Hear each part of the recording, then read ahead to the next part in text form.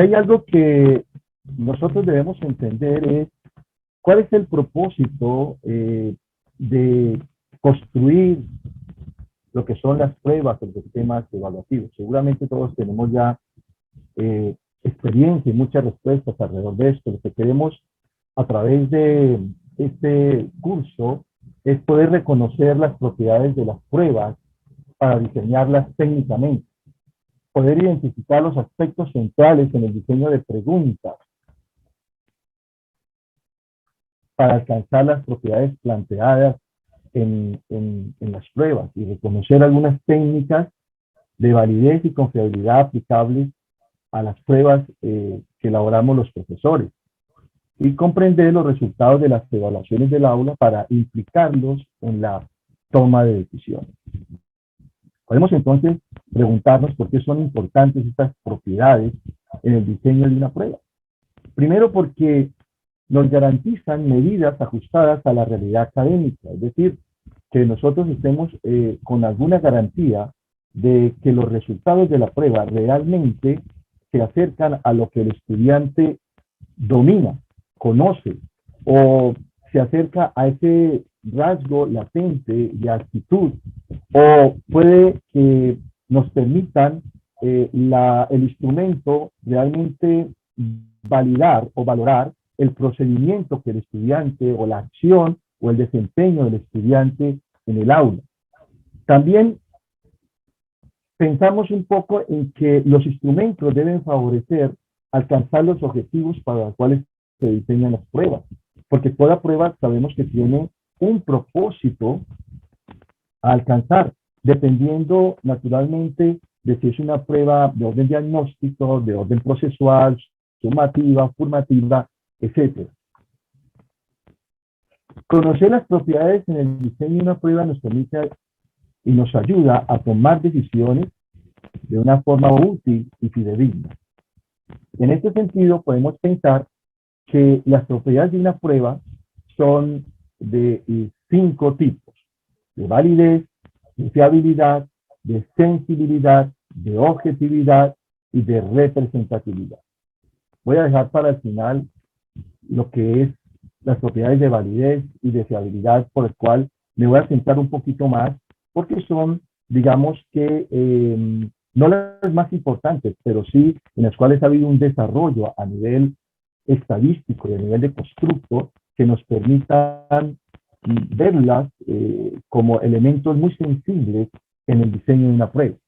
Así tenemos, por ejemplo, que la representatividad en una prueba responde a la pregunta, recoge la prueba proporcionalmente en su importancia todos los objetivos y contenidos motivos del examen. Es decir, está todo en esa prueba incluido de lo que realmente desarrollamos en el aula.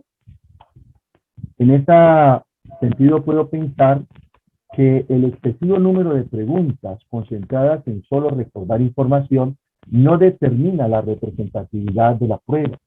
Cuando yo solamente elaboro preguntas o ítems o reactivos que solamente llevan a revisar la memoria o la comprensión del estudiante, no puedo decir que esa prueba ¿sí? es representativa de todo el desarrollo de los procesos de aprendizaje y de enseñanza que realizamos en el aula.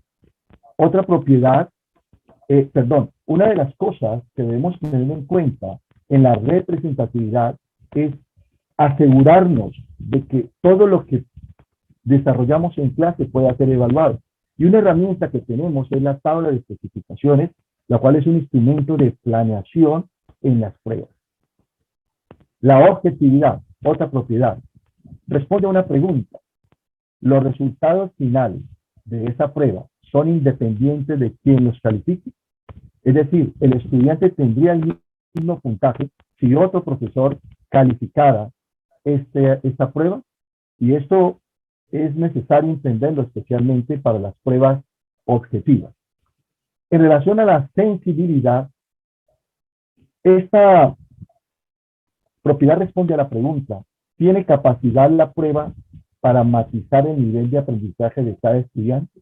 Es decir, la prueba puede discriminar con aquellas preguntas, digamos, fáciles de alguna dificultad y preguntas de alta dificultad. Es el documento o la prueba sensible para discriminar a los estudiantes que tienen un nivel bajo de dominio, medio de dominio o alto dominio, hablando en términos de nivel de desempeño, naturalmente. Y luego venimos y hablamos de lo que es la fiabilidad, o también llamada confiabilidad de un instrumento. Y la confiabilidad corresponde a ese grado de consistencia existente entre dos medidas de una misma cosa. ¿Sí? Esto es que nosotros podemos considerar que la confiabilidad corresponde a si independientemente del método que usemos para medir al estudiante, para probar su dominio, esperaríamos que sus puntajes fueran consistentes en el tiempo. Es decir, que no hubiera una alta variabilidad en los puntajes o medidas obtenidas. Por eso, la variabilidad de un puntaje entre la primera presentación y la segunda presentación de la prueba genera esa variabilidad un error que los expertos han llamado error de estándar en la medición. Es decir, cuando yo puedo probar un instrumento, aplicarlo 2 veces a los estudiantes, puedo verificar un error estándar en esa medición. Eso es tanto como si yo puedo tener una pesa y pueda hacer que una persona se suba 2 veces o 3 veces a la pesa, ¿cierto? Y nos dé allí un valor. La variación entre un valor y otro es lo que se llama el error estándar en esta medición. Entonces, a menor variabilidad en los puntajes, o en este caso en el peso que una persona alcance, habrá mayor confiabilidad en el instrumento utilizado. Y esto es bien interesante porque nosotros los maestros necesitamos tener instrumentos o pruebas, ¿sí?, que midan o que valoren exactamente el desempeño de un estudiante, que la variación se dé por el efecto transformador de la enseñanza y no simplemente porque el estudiante hace una memoria de lo que se le preguntó. La prueba merece confianza cuando los resultados son consistentes y no están influidos o no dependen de cuándo se realiza ni por quién es aplicado. La confiabilidad responde a la pregunta, entonces, con cuánta exactitud las preguntas, reactivos o tareas representan el universo donde fueron seleccionados. Generalmente nosotros tenemos una serie de preguntas o un banco de preguntas que nos permiten valorar, evaluar a los estudiantes. Pero la cuestión es si todo ese universo de preguntas realmente valoran o miden lo que realmente necesito medir, ¿sí? Una prueba es fiable entonces cuando, vamos a ver, cuando una prueba que elaboramos los maestros o una prueba estandarizada es confiable, en que yo sé que si la aplico una vez o 2 veces o 3 veces, la variabilidad entre una y otra aplicación va a ser realmente poca. La primera es cuando se sostiene un mayor número de preguntas. Es decir, una prueba es más fiable a mayor número de preguntas. ¿Por qué? Dice, hay menor incidencia del azar.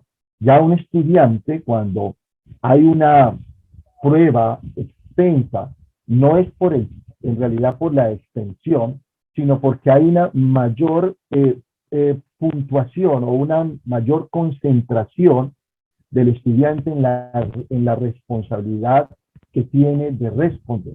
Esta extensión en las preguntas tiene mucho que ver con el tiempo. En Colombia tenemos las pruebas saber, y las pruebas saber es un compendio de módulos de diferentes áreas, de matemáticas, ciencias sociales, lenguaje, etcétera, idioma extranjero, y cada una de estos módulos tiene un tiempo X de respuesta. Y esto está estandarizado, lo que hace posible que, por ejemplo, para el módulo de matemáticas, un número X de pregunta, ya se conoce que ese número X de pregunta va a dar una mayor confiabilidad en el conocimiento o en la validación, por decirlo así, de lo que es el desempeño del estudiante. Es superior la calidad de las preguntas, es decir, a mayor poder discriminatorio de las preguntas y menos ambigüedad de las preguntas, va a haber una mayor confiabilidad. Nosotros a veces improvisamos las preguntas en clase. Muchas veces vamos a clase a hacer una evaluación y por el camino muchas veces improvisamos las preguntas que vamos a llevar o que vamos a presentar a un estudiante. Esa forma de diseñar o desarrollar una prueba, naturalmente, no permite que tengamos una confiabilidad en los puntajes o en los desempeños o en las actividades que desarrollan nuestros estudiantes. Tenemos que buscar que de verdad la prueba logre discriminar de aquellos estudiantes que tienen un alto dominio de estudiantes que tienen un bajo dominio de lo que fue su aprendizaje. El método de corrección es el adecuado, es otra forma de determinar la confiabilidad de una prueba. Buenas preguntas, pero mal corregidas, disminuyen la fiabilidad. He ahí por qué hablo de la importancia de la planeación y no de la improvisación de las pruebas. ¿Cómo sabemos que un estudiante sabe? Cuando todo empieza desde la planeación de la prueba. Porque podemos tener buenas preguntas, pero mal evaluadas. Y eso es producto precisamente de que muchas veces nosotros no activamos los dispositivos que las estrategias de evaluación nos permiten o tenemos a la mano. Hay elementos como el cansancio de los estudiantes, la hora de la realización, condiciones ambientales y el tiempo disponible que van a afectar la confiabilidad. Hay, por ejemplo, estudiantes que en las jornadas a nivel de universidad, cuando se programan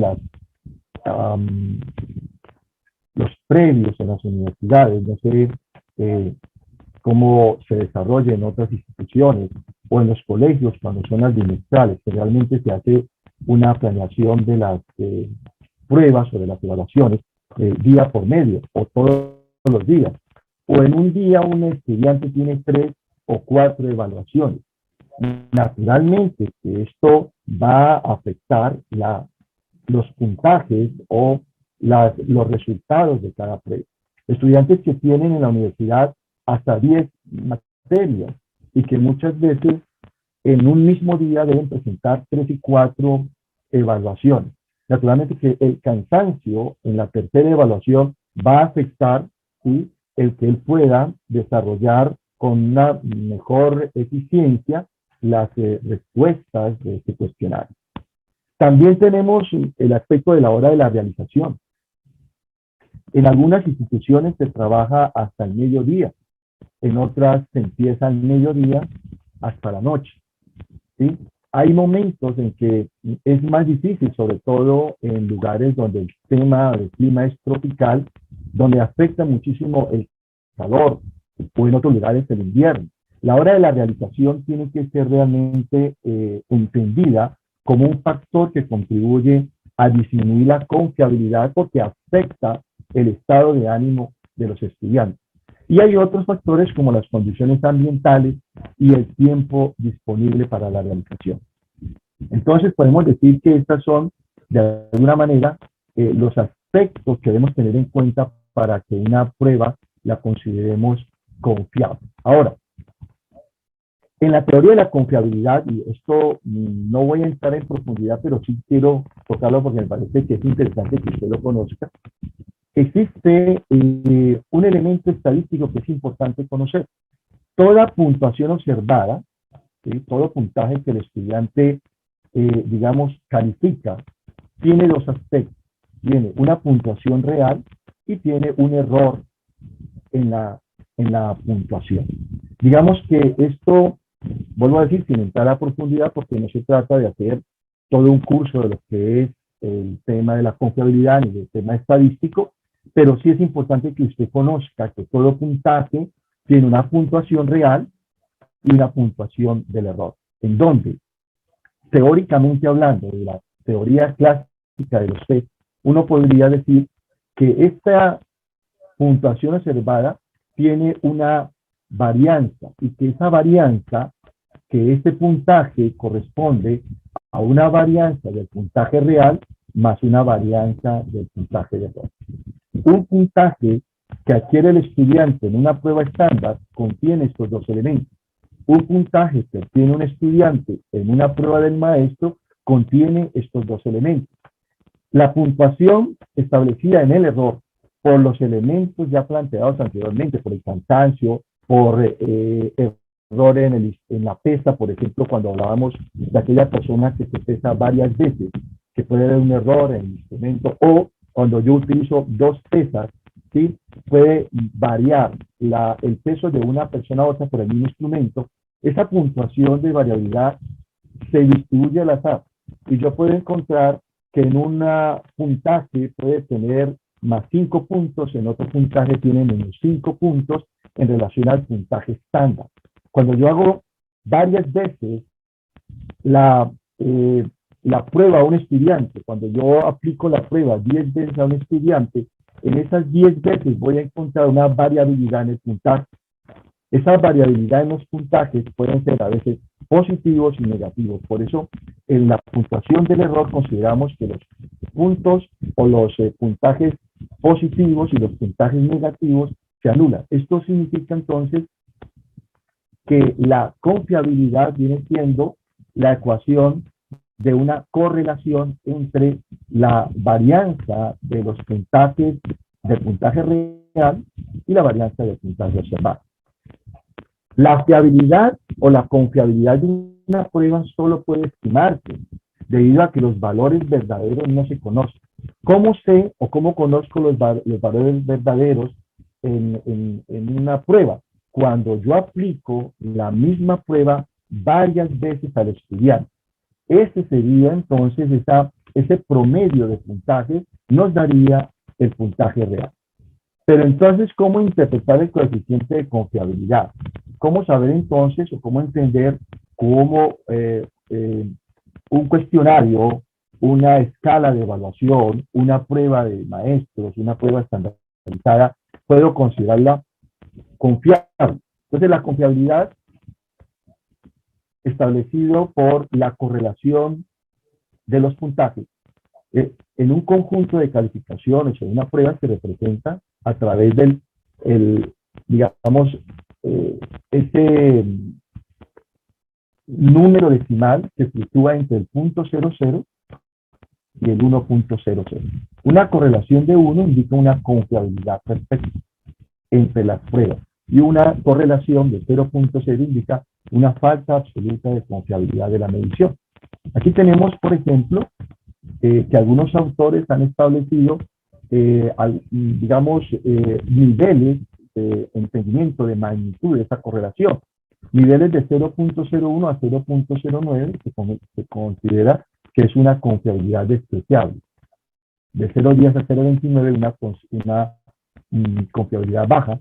De 0.60 a 1, que es lo máximo, una confiabilidad muy fuerte en los puntajes adquiridos por el estudiante. Ahora, Orozco y Labrador también establecen otro tipo de interpretación del coeficiente de confiabilidad, donde dicen que una correlación alta corresponde a puntajes entre 0.70 a 1 y una correlación indirecta entre menos 1 a menos 0.70, del inverso, moderada de 0.40 a 0.70. Uno puede encontrar en todos los textos de pruebas psicológicas, etcétera, este tipo de tablas que nos pueden ayudar en un momento determinado a tomar una decisión sobre qué tipo de confiabilidad o qué puntaje me corre de confiabilidad espero tener en mis pruebas que presento a los estudiantes. Dado este tema estadístico, que realmente es un poco aburridor, y yo diría que como maestros tenemos que asesorarnos muy bien de personas que manejen el tema estadístico para que nuestro diseño y esta propiedad de confiabilidad realmente tenga éxito. Y el tema aquí entonces sería elaborar las pruebas y en la aplicación tener la compañía de una persona que realmente conozca de lo que es el tema de la confiabilidad, el tema del trabajo estadístico, para que nos ayude a determinar ese coeficiente de confiabilidad a través de lo que son las medidas de correlación de PIB. Por eso voy a hablar un poquito simplemente sobre lo que son los métodos para calcular la confiabilidad. Y esto es importante porque realmente los, los, las pruebas nos invitan a que nosotros tengamos una certeza de que esos puntajes realmente están midiendo el universo de contenidos que nosotros hemos desarrollado en el aula. En ese sentido, tenemos tres tipos de métodos para calcular la confiabilidad.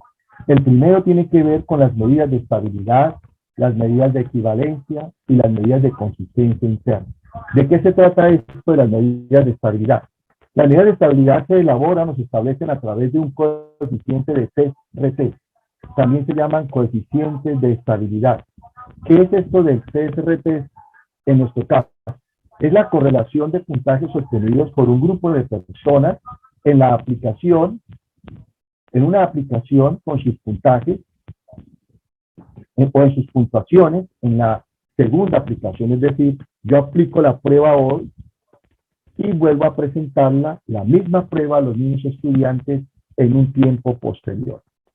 La correlación que existe entre los puntajes es lo que nos permite revisar esa medida de estabilidad, ¿sí?, del puntaje o de la prueba.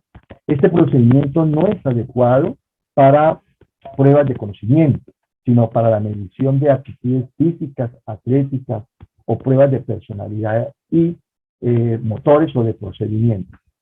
El procedimiento de TRT encuentra errores de medición y que resultan de las condiciones que ya habíamos hablado, ambientales, personales, que son asociadas a las dos ocasiones en que se administró la prueba.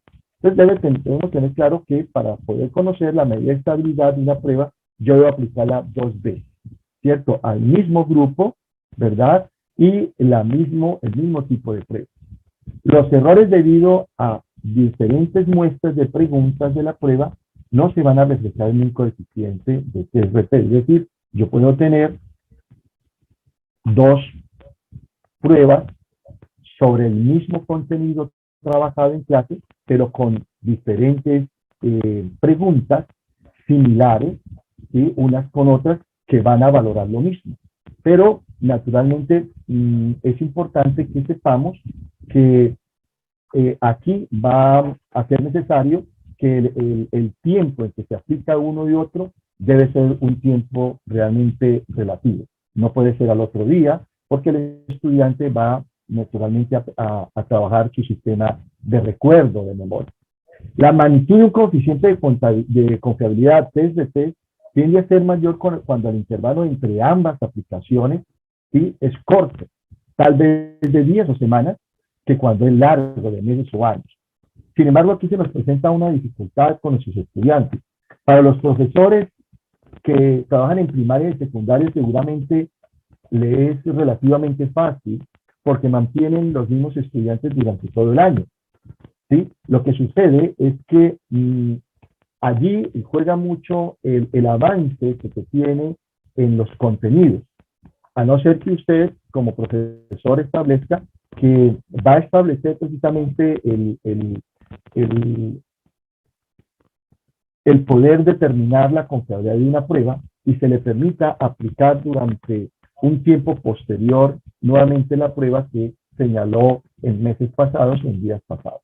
Quiere decir que usted tiene una población en la cual usted puede trabajar el TSRT ¿cierto? Con la misma prueba aplicada 2 veces para que esta aplicación TRT le pueda dar una verdadera correlación de PIB.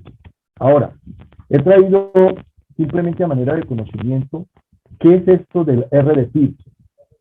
Es un tema estadístico que no me voy a detener, simplemente para que usted entienda que la correlación de los puntajes es lo que nos interesa en este caso, donde RXY es el coeficiente de correlación, N es el número de sujetos que presentan la prueba, X es el valor de la primera aplicación de cada estudiante y Y el valor de la segunda aplicación de cada estudiante.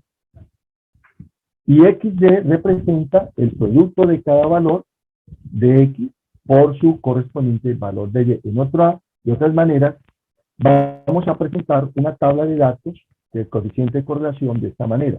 Los sujetos, el sujeto 1, 2, 3, 4, 5, 6, lo que sacó el puntaje de la primera aplicación y el puntaje de la segunda aplicación para aplicar entonces la anterior fórmula, que es la fórmula de la correlación R-PIB. Esa correlación nos va a establecer entonces en esta medida de estabilidad lo que es el coeficiente de confiabilidad que tiene la prueba. Otras medidas son las medidas de equivalencia, que son reactivos similares, pero no son los mismos. Esta medida de equivalencia debe reflejar los errores debido a las diferentes preguntas y a los distintos momentos de aplicación. Es cuando yo utilizo dos pesas, ¿sí?, para pesar a la misma persona, ¿verdad? Entonces uso dos instrumentos diferentes, pero que me deben llevar de alguna manera, o lo que yo debo percibo, a que la aplicación o el peso en la primera pesa y el peso alcanzado en la segunda pesa tenga una variabilidad, pero que esa variabilidad no sea tan grande que yo tenga que concluir que no hay estabilidad en los puntajes alcanzados. La forma A digamos, del instrumento, de la prueba o del ítem o de los ítems que yo aplico, se aplica a la mitad del grupo. Y la forma B, o sea, la otra prueba que tiene diferentes tipos de preguntas, se lo aplico a la otra mitad del grupo. Luego, en la segunda aplicación, el primer grupo presenta la forma B y el segundo grupo presenta la forma A. Todas las preguntas de la forma A y de la forma B deben tener el mismo nivel de dificultad, así como el mismo formato. Es decir, yo no puedo cambiar el formato si son de opción múltiple, son preguntas de respuesta corta, de falso verdadero, etcétera. Yo no puedo estar en el formato B, cambiarlo. Y debe ser naturalmente sobre el mismo, comillas, contenido que yo estoy evaluando. Ahora, la correlación resultante de estos dos instrumentos o entre las calificaciones de estas dos formas, se tiene en cuenta el error debido a los diferentes momentos de aplicación o a las distintas preguntas que se están o que se han diseñado en la forma A y en la forma B. Ahora, las medidas de consistencia interna que debe tener un instrumento es una estimación de confiabilidad con un solo conjunto de datos. Esto es, cuando usted no tiene el mismo grupo de estudiantes. En la universidad nos sucede esto, que generalmente tenemos el mismo grupo una sola vez durante el semestre, no repetimos con ellos en la misma asignatura. Por lo tanto, solamente tenemos una oportunidad de poder diseñar y desarrollar, ¿sí?, este coeficiente de confiabilidad en las pruebas, en los instrumentos. Cuando nosotros elaboramos las pruebas del primer previo, del segundo previo o del examen final, solamente tenemos una oportunidad.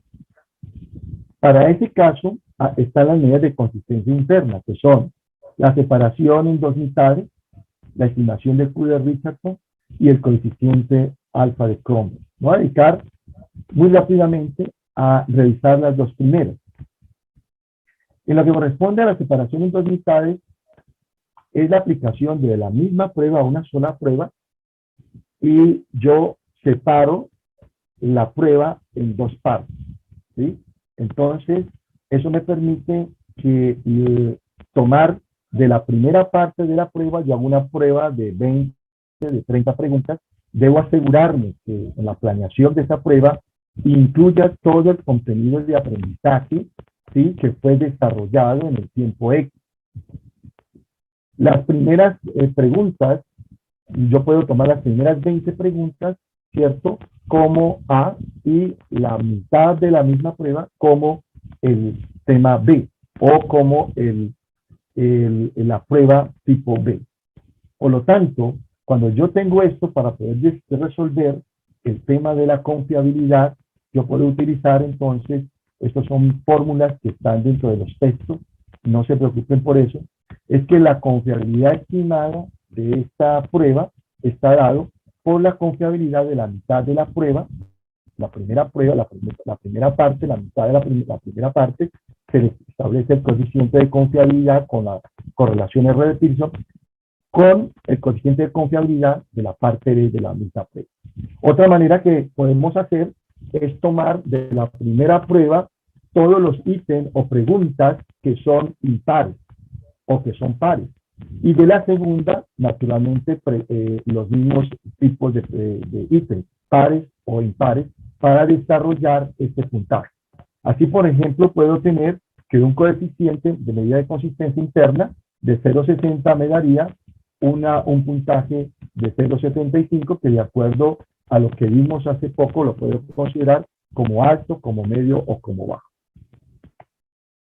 Las estimaciones de Cooley-Richardson son representativas de la correlación media que se obtiene de todos los posibles cálculos de las divisiones en dos mitades. Y yo puedo hacer de este test de 40 o 50 preguntas diferentes formas en que yo divido el test en dos mitades. La primera, como lo dije, puedo tomar todas las preguntas de la primera parte versus las preguntas de la segunda parte. Puedo también tomar únicamente los ítems pares y los ítems pares de la segunda parte del formato o de la prueba. Las estimaciones de Cooley-Richardson son de dos tipos, la KR20 y la KR21. La KR20 nos establece aquí una serie de elementos que se extraen, vuelvo a decir, no hay que preocuparse mucho por el tema de las fórmulas. El tema de KR20 lo utilizamos para preguntas dicotómicas, donde N es el número de preguntas, P la proporción de personas que contestaron correctamente una pregunta y Q la proporción de personas que contestaron de forma incorrecta una pregunta. El signo de de sumatoria indica la suma de PQ para todas las preguntas y naturalmente aquí hablamos de la varianza de toda la prueba. Esta X es una media, me faltó acá el señal de media de toda la prueba. Estas fórmulas están en todos los libros de estadística, en la mayoría de los documentos o artículos sobre validez y confiabilidad, es simplemente poder aplicarlos en un Excel, ¿verdad? En el cual vamos a señalar allí todos los puntajes para que la fórmula funcione. Simplemente a manera de presentación, presento esto de las medidas de consistencia interna. Este es el resumen de lo que serían los métodos y técnicas para estimar la confiabilidad de una prueba. La prueba de test-retest, utilizaríamos la técnica de R de Pearson, las formas equivalentes, también la correlación de R de Pearson, la división por mitades, usamos la correlación de Pearson, de Stilling-Brown, de Rulon y de Goodman, y de homogeneidad de las preguntas a través del coeficiente alfa de Cronbach. Esto fue tomado de Varela y Marx. Digamos que este es un resumen de los métodos y técnicas con las cuales contamos los profesores para estimar la confiabilidad de la prueba. Es importante, y yo hago y recalco en esto, que pudiéramos alcanzar que las pruebas que elaboramos para el aula tuvieran un coeficiente de confiabilidad al menos medio, porque eso nos va a garantizar una toma de decisiones eficaz, eficiente, con alguna seguridad de que esos puntajes, ¿sí?, nos arrojan una evidencia de lo que el estudiante domina o sabe hacer, o de su actitud frente a, o del manejo o dominio que tiene sobre un procedimiento. Veamos ahora el tema de la validez. La validez corresponde, o la validez de una prueba es lo más importante de todos sus aspectos o de sus propiedades, de las 5 que vimos. Y es el grado hasta donde una prueba es capaz de lograr ciertos objetivos, o también se puede explicar como el grado en que una prueba mide lo que pretende medir. Es decir, en tanto que la confiabilidad habla de que la prueba tenga una muestra de la población del contenido visto en clase, la validez se encarga de la exactitud. Es decir, que mida lo que pretende medir. Por ejemplo, si yo quiero saber la actitud de los estudiantes frente a lo que son los procesos de investigación, no tendría validez que yo elaborara preguntas alrededor de la calidad de la clase del profesor de investigación. Eso desvirtuaría y anularía la validez o la exactitud de lo que pretendo valorar o medir con esa prueba. El propósito de la validez de una prueba es de 2 tipos. Hacer una predicción acerca del individuo y B, el poderlo describir. Nosotros, como les decía hace un momento, en Colombia tenemos una prueba estandarizada a nivel nacional, que son las pruebas saber que se aplican en los grados 3º, 5º, 9º grado, grado 11, cuando se termina la secundaria, y también cuando se termina el nivel universitario, que se llaman pruebas saber pro. Podemos nosotros utilizar el resultado de la prueba de saber 11, cuando termina el estudiante todo su bachillerato, para predecir el comportamiento de ese estudiante en las diferentes asignaturas a nivel universitario. El puntaje alcanzado del estudiante, por ejemplo, el idioma extranjero, me podría permitir predecir cómo sería su desempeño en el idioma extranjero en la universidad. O el puntaje que alcanzó este estudiante en las pruebas saber 11 en lenguaje me podría a mí permitir predecir cuál sería su comportamiento a nivel de lectoescritura en la universidad. Y aquí podría tenerlo con ciencias naturales, con matemáticas y con las ciencias sociales. Entonces, el permitir predecir cuál sería el comportamiento de un estudiante frente a una tarea, frente a un conocimiento, frente a un procedimiento, frente a una conducta, es interesante a nivel educativo porque nos va a facilitar, comillas, la toma de decisiones. Por ejemplo, a nivel vocacional. Puedo predecir, cuando yo le aplico también a los estudiantes de 9º, de 11, una prueba de vocacionalidad sobre profesiones universitarias o sobre ocupaciones, para poder direccionar, ¿cierto?, hacia qué campo del saber o qué disciplina o qué programa académico pudiese escoger el estudiante cuando termine su bachillerato.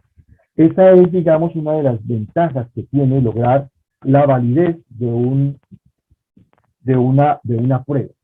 Y el descubrir permite decir cuando las preguntas son similares a esas conductas que nos interesa medir. Entonces, si queremos describir una conducta agresiva, las preguntas deben representar conductas agresivas y no de otro tipo. Y sabe que una de las cosas tal vez en las que fallamos los maestros es en el tema de la validez. De pronto en el de la confiabilidad podemos nosotros hacer pruebas en las cuales incluimos todo el universo de preguntas susceptibles de ser tomadas en cuenta en una prueba de dominio, en una prueba de actitud, en una prueba de procedimiento, en un laboratorio, ¿cierto? Pero el tema de la validez se nos dificulta bastante, porque es un tema que requiere de una mayor habilidad de nosotros como maestros. Entonces, una prueba debe ser válida antes de ser confiable. Aquí tenemos varios tipos de validez. Yo me voy a ocupar, por temas de tiempo, de lo que es la validez de contenido y la validez de criterio. La validez de contenido es más bien un tema subjetivo o intersubjetivo. Se presenta generalmente en pruebas de aptitud, de intereses, de personalidad. En la validez de contenido, si las preguntas de la prueba, se refiere a que si las preguntas de la prueba son representativas entonces de lo que yo voy a evaluar. En ese sentido, puedo considerar que la validez de contenidos me la pueden lograr o la pueden determinar un comité de expertos. No se logra esta validez de contenido, como lo vimos con la confiabilidad en temas de correlación a través de elementos cuantitativos. La validez de contenido la logro a través de un comité de expertos o de jueces, ¿sí?, que son los encargados de revisar la coherencia de las preguntas con los objetivos de los cursos, la complejidad de las preguntas y la habilidad cognitiva al evaluar. Ese comité de expertos puede ser de dos formas, de métodos grupales o de experto único. En los métodos grupales yo puedo utilizar la técnica de lo que es métodos de agregados individuales, método Delphi y el método o grupo nominal o de consenso grupal. Son técnicas que se han establecido para poder determinar lo que es un juicio de expertos, un juicio en el cual no hay un número o un coeficiente o una correlación, sino que hay un concepto de personas expertas. Por ejemplo, en el grupo nominal, el primer paso es reunir a los expertos, generalmente entre 8 y 10 personas, y pedirles que registren individualmente y sin intercambiar opiniones sus propias objeciones, comentarios o puntuaciones que consideren alrededor de lo que es cada pregunta o tarea que se detalla en la prueba, ¿sí? Después, cada experto expone a los demás las puntuaciones y las principales consideraciones que registra en la prueba. Así, voy a presentar aquí un ejemplo de lo que es un instrumento que generalmente usamos para la validez de contenido. Como usted puede observar, allí en este instrumento aparecen el número de ítems, 1, 2, 3, n ítems. Hay una serie de preguntas alrededor de la prueba, si hay claridad en la redacción de las preguntas de cada ítem, si hay una coherencia interna, si hay una inducción a la respuesta, si hay un lenguaje adecuado con el nivel del estudiante y si mide lo que pretende medir. Este tipo, digamos, de instrumento lo tiene cada juez para que él pueda, en la medida en que revisa la prueba, va haciendo la respectiva anotación. Realmente estos instrumentos los diseñamos de manera personal, aunque ya hay una tendencia a cierta estandarización. Por ejemplo, aquí tengo otro tipo de instrumento. Este instrumento en el cual participé a través de una entrevista, ¿sí? Era el instrumento de una entrevista para un grupo focal.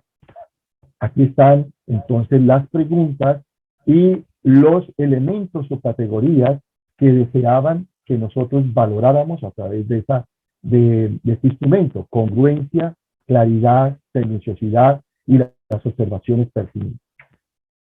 Entonces nos debe quedar claro que esta validez de contenido es más bien subjetiva, la deben hacer personas de reconocida trayectoria y de conocimiento en el tema a tratar en la prueba.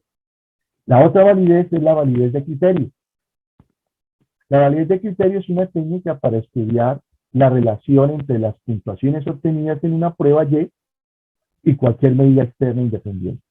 En la validez de criterio son de dos tipos: validez concurrente y la validez predictiva, que tiene que ver con lo que anteriormente hablaba. La validez predictiva implica probar a un grupo de sujetos para un determinado constructo y luego compararlo con los resultados obtenidos en algún momento posterior.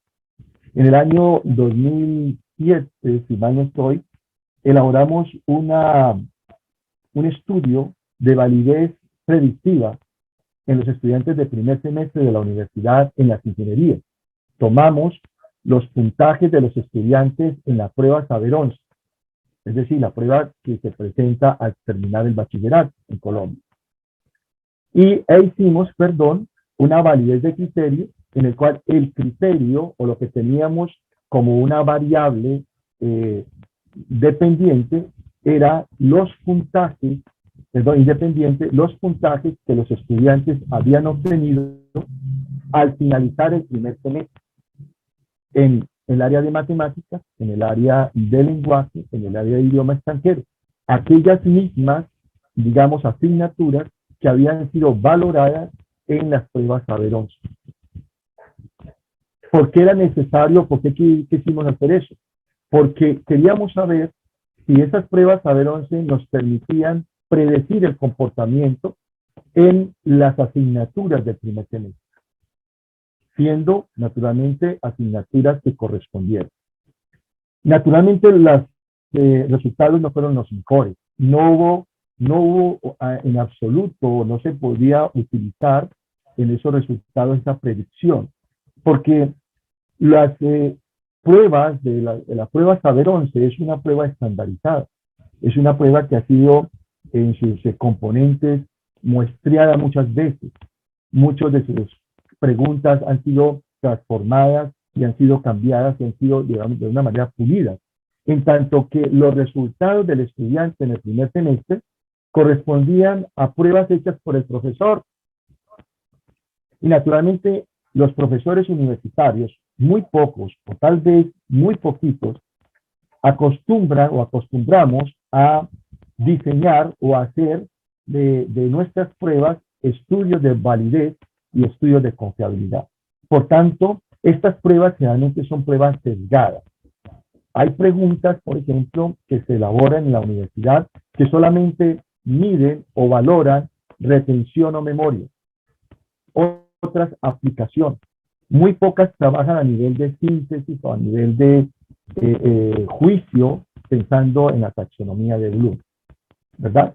La validez de criterio de tipo concurrente es el grado en que los resultados de un examen son o no similares a los de otro realizado más o menos al mismo tiempo, con los mismos estudiantes y cuya validez ya ha sido establecida mediante criterios independientes. ¿Cuál es esa validez concurrente? Cuando yo aplico esta prueba Saber 11, pero a su vez puedo aplicar otra prueba de tipo estandarizado, ¿sí?, que me permita revisar los mismos contenidos, pero a través de otro tipo de prueba. Puedo valorar los puntajes de la prueba de esta Saber 11 con esta otra prueba, en la cual voy a valorar los mismos contenidos. Este tipo de validez de este puntaje se llama validez concurrente y se trabaja también a través de un coeficiente de correlación entre la prueba predictora X y la prueba de criterio X. Entonces, estos son temas estadísticos, que voy a decir que solamente queda a nivel de información, porque esto está en los textos y usted puede trabajarlo con personas que manejen adecuadamente la parte estadística y la parte de correlación. Ahora pasemos a qué factores afectan la validez.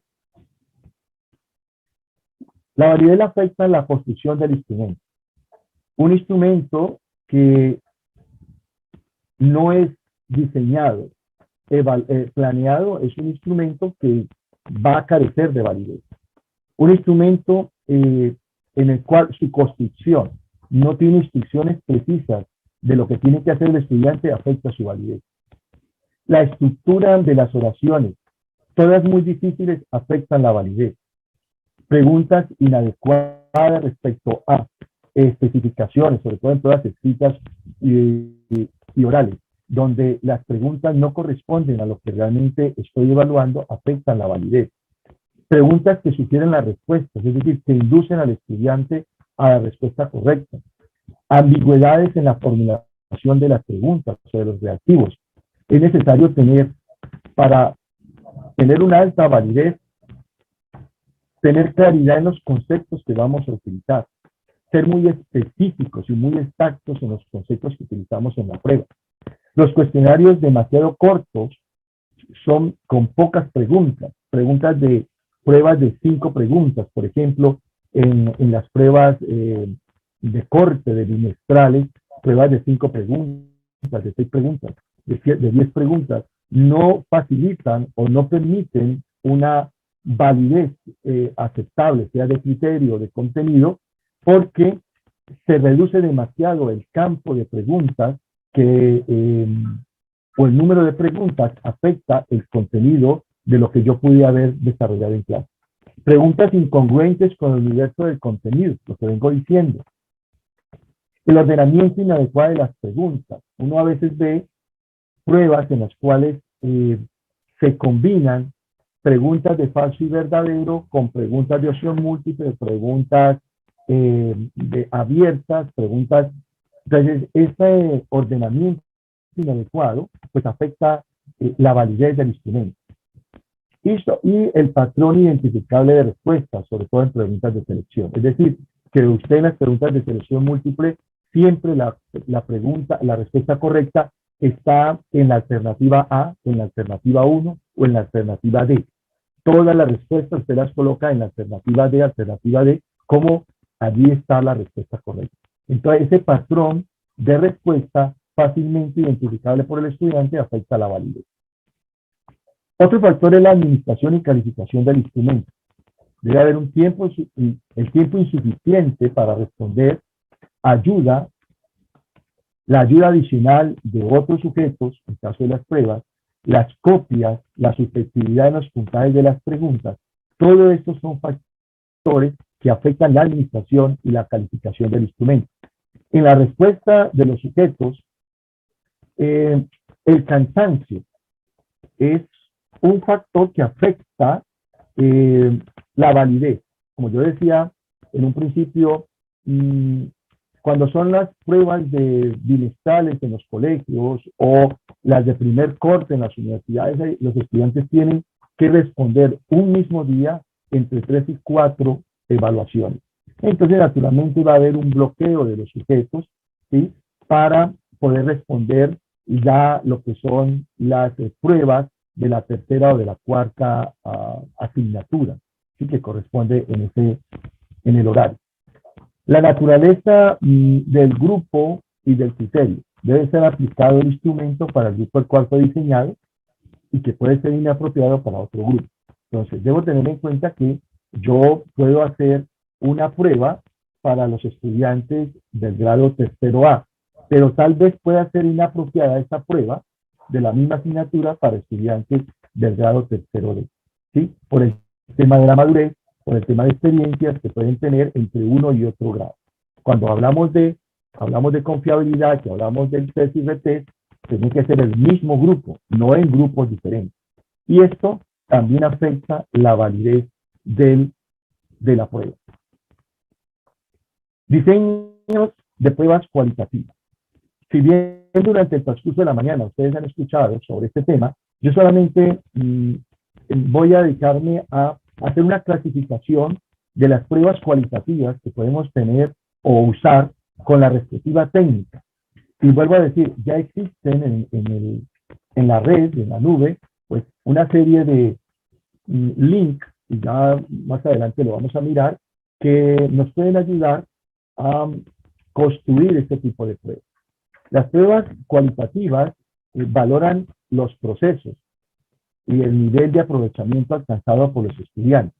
Las pruebas cualitativas deben aplicarse en un ambiente natural en el cual se desenvuelve el estudiante. Las pruebas cualitativas ofrecen descripciones del desempeño del estudiante. Las pruebas cualitativas requieren como método que el estudiante demuestre su comportamiento, demuestre la conducta, demuestre el dominio en un procedimiento in situ. Es decir, estas pruebas cualitativas lo que me permiten a mí es observar para poder señalar el grado en el que se encuentra ese desempeño, el desarrollo de ese desempeño o la actitud que yo estoy observando, ¿sí? Por eso la técnica de la observación es una técnica que la mayoría de los profesores desarrollamos, que es necesaria para lo que son las pruebas cualitativas. Aquí tenemos, por ejemplo, que las pruebas cualitativas las puedo utilizar para evaluar los trabajos científicos, los informes de laboratorio, eh, trabajos artísticos, arquitectónicos, evaluar planos, maquetas. Eh, Puedo utilizar las pruebas cualitativas para evaluar destrezas culinarias. ¿Sí? Ustedes notan, por ejemplo, en este programa internacional de MasterChef, cómo los jueces revisan, observan, van al puesto de trabajo de cada uno de los que aquí participan y van revisando in situ cómo hacen las diferentes, usan los diferentes ingredientes, ¿sí? Para alcanzar cierto tipo de resultados. Y luego hacen una valoración subjetiva, ¿sí? Del producto. Entonces, estas pruebas cualitativas son supremamente importantes para valorar este tipo de desempeño. También para revisar conductas o habilidades motoras, para la ejecución de una tarea, como ya lo estaba diciendo. También para valorar, por ejemplo, cómo es el dominio de un estudiante en el diseño de un mapa conceptual o de un mapa mental, o cómo diseña un estudiante un cuadro sinóptico en clase. Entonces, allí en el aula yo puedo utilizar uno de estos instrumentos para valorar el desempeño que tiene un estudiante o la actitud en caso de que sea de orden actitudinal, ¿cierto? Las habilidades sociales, también utilizamos este tipo de presentaciones o de pruebas. Para evaluar las charlas, las exposiciones o debates, es necesario utilizar pruebas cualitativas. Ya vamos a mirar algunas de ellas que nos permiten, por ejemplo, en la observación sistemática como técnica, utilizar estas herramientas. Las listas de cotejo, los registros anecdóticos, las escalas de actitudes, los diarios de clase, las escalas de diferencial semántica. No voy a entrar a definirlas ni a mostrar cómo se hacen, porque naturalmente no es el tema que me corresponde, simplemente poder mostrar qué pruebas cualitativas podemos utilizar en qué momento. En la técnica de situación orales o de evaluación, instrumentos, disposiciones, diálogos o debates. Cuando yo puedo elaborar una escala, un instrumento de chequeo para una exposición, en el cual yo establezco una serie de conductas o de desempeños en el cual el estudiante debe mostrar dominio. Cuando desarrollo un debate, utilizo este tipo de pruebas cualitativas. La técnica de ejercicios prácticos, cuando debo valorar ejecuciones o procedimientos, están los mapas conceptuales, los mapas mentales, la red semántica, la heurística de Gowin, análisis de casos, proyectos, diarios, el portafolio, que es una de las herramientas que se utiliza hoy en día con mayor preferencia, ¿sí? Siendo este instrumento necesario para lo que se hablaba en un principio de este curso sobre la evaluación auténtica, la evaluación formativa, y es de gran utilidad para los estudiantes poder revisar cómo ha sido su desempeño a lo largo de un semestre, a lo largo de un bimestre, y que ellos puedan ver desde un principio hasta cierto tiempo cómo han venido mejorando en el desempeño a través de las diferentes evidencias que se presentan como producto de ese aprendizaje. En las pruebas cuantitativas ya las conocemos. Están las pruebas escritas, pruebas de desarrollo, pruebas objetivas. No voy tampoco a detenerme en esto, simplemente es un listado de lo que podemos nosotros utilizar, ¿verdad?, en pruebas cuantitativas. Todas estas, naturalmente, debemos procurar el tema de la validez y el tema de la confiabilidad. Ahora, en el diseño de pruebas cuantitativas, debemos considerar varios aspectos en el diseño de las pruebas cuantitativas. Lo primero es que debemos examinar hechos y conocimientos importantes. Muchas veces preguntamos trivialidades en las pruebas, cosas que no se han profundizado en clase, cosas que son colaterales, pero que las consideramos importantes según nosotros y las presentamos como preguntas importantes. Si fueran así, seguramente esos hechos o esas ideas o esos argumentos se hubieran desarrollado de manera importante dentro del contenido de la clase. Pues toda prueba de conocimiento debe centrarse en el contenido trabajado en clase, del cual se espera que el estudiante haya aprendido, que el estudiante tenga un dominio y del cual el estudiante haya realmente trabajado y el estudiante haya tomado atenta nota. El segundo elemento para tener en cuenta en el diseño de pruebas cuantitativas es tener en cuenta el nivel de edad y el propósito de la prueba, ¿sí? Esto seguramente está en todos los manuales, lo hemos escuchado, lo conocemos, pero a veces nosotros, por querer colocar un nivel de dificultad alto, hacemos preguntas que no corresponden al propósito de la prueba, ¿sí? Ese nivel de dificultad tiene que estar al nivel de la edad de los estudiantes. También debemos tener en cuenta en el diseño de la prueba, redactar la pregunta de una forma más clara posible. Seleccionar palabras que tengan un significado preciso y exacto, que se hayan utilizado en clase, que usted las haya explicado o que el estudiante haya tenido oportunidad de revisar, de conocer, quitando todo tipo de ambigüedad. Hacer oraciones en las cuales haya instrucciones claras de lo que debe hacer el estudiante. Frases demasiado largas deben dividirse en oraciones más cortas. Lo que debe ser explícito para el profesor debe ser explícito para el estudiante, que eso quede claro cuando yo elaboro una pregunta. También debo tener en cuenta al diseñar las preguntas, evitar el uso de preguntas interrelacionadas. ¿Esto qué es? Que la respuesta de la pregunta 20 la tengo en la pregunta 5. Generalmente, cuando no hemos planeado, por eso hay que evitar lo que es estar de alguna manera haciendo pruebas de manera espontánea, sin una planeación respectiva. ¿Por qué? Porque cometemos el error de que muchas veces las respuestas de las primeras preguntas están en las preguntas finales. Solo debe haber una sola respuesta correcta o una respuesta mejor. En lo posible, evitar preguntas negativas. Las preguntas negativas son importantes siempre y cuando usted haga un subrayado o le escriba en mayúscula para hacerle notar al estudiante que es una pregunta negativa, porque eso le cambia al estudiante la forma de la lectura. Viene haciendo una serie de lectura de preguntas positivas, pero al hacer preguntas negativas, el proceso mental del estudiante cambia. Entonces, no se trata de ponerle trampas al estudiante, sino de hacerle ver que la pregunta en cuestión, donde hay una pregunta negativa, requiere de una lectura diferente. Otro aspecto al diseñar la pregunta es no regalar la respuesta.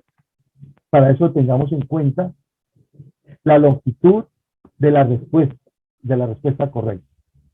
En un ejercicio que hice con los estudiantes de licenciatura en matemáticas, en el diseño de preguntas, generalmente ellos colocaban la respuesta correcta excesivamente larga.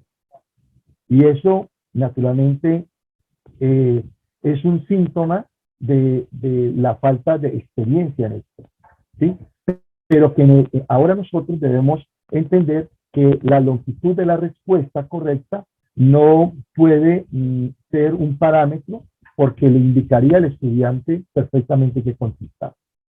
Tener una revisión independiente de las preguntas de la prueba, pues eso tiene que ver con que un experto nos revise la prueba, ¿sí?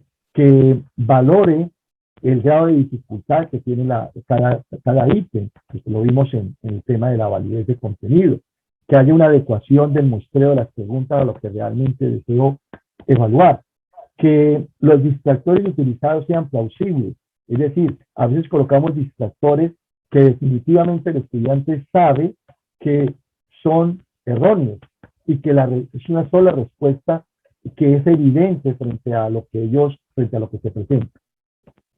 Por tanto, me queda finalmente dejar aquí para ustedes algunas herramientas e instrumentos online que seguramente ustedes ya conocen, ya han manejado, para el diseño de instrumentos.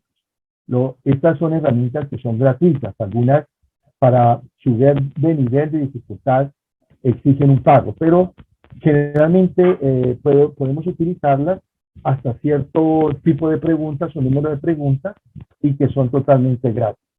Cada uno de estos instrumentos tiene una especie de tutorial que es fácilmente, digamos, comprensible, y yo sugeriría que yo sugeriría que usted empiece a ensayar la que más se ajuste, digamos, a su forma de ser o de entender o a los tiempos que usted tenga para su trabajo del diseño de la prueba.